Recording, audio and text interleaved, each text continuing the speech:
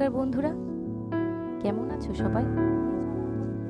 এগিয়ে চলার পথে নতুন একটা ব্লগ নিয়ে আজ আবারও আমি তোমাদের সামনে হাজির হলাম। আজকে একেবারে অন্য একটা কথা বলবো, বলতে পারো তোমাদের সাথে ভাগ করে নেব। আর সেটা হলো ভালো থাকাটাই কিভাবে আমাদের শেষ কথা হবে।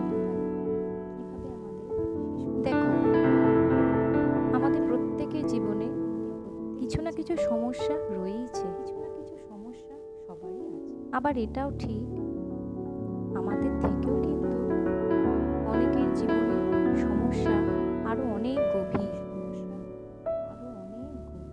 কিন্তু আমরা কোনো অবস্থাতেই নিজেদের সমস্যাগুলোর থেকে মুখ ফিরিয়ে থাকতে পারবো না।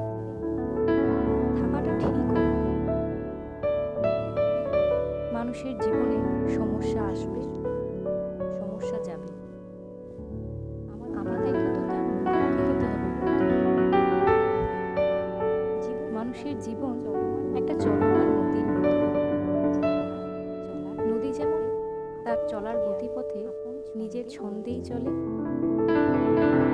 আমাদের জীবনটা ঠিক তাই।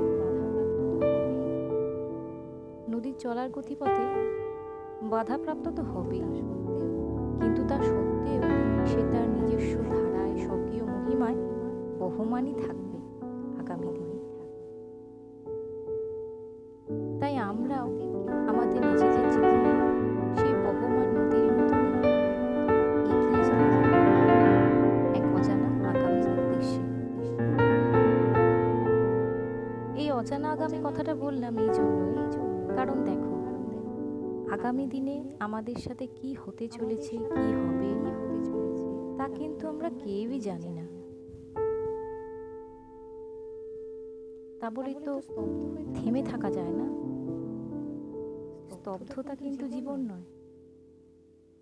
জীবন মানে এগিয়ে যাওয়া, এগিয়ে চলা, নতুন এক দিগন্তের দিকে ধীরে ধীরে এগিয়ে চলা।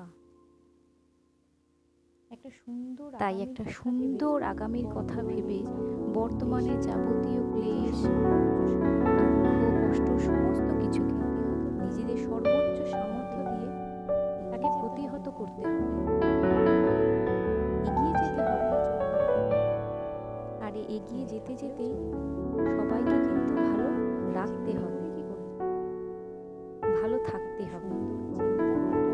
সুন্দর একটা সুস্থ একটা নির্মল মন নিয়ে আমাদের সবাইকে একসাথে কিন্তু আগামী দিনে এগিয়ে যেতে হবে। দেখবে সবাই ভালো থাকবে, সবাইকে ভালো রাখতেও পারবে। ভালো থেকো বন্ধু, দেখা হবে আবার আগামী দিনে। রাধে রাধে।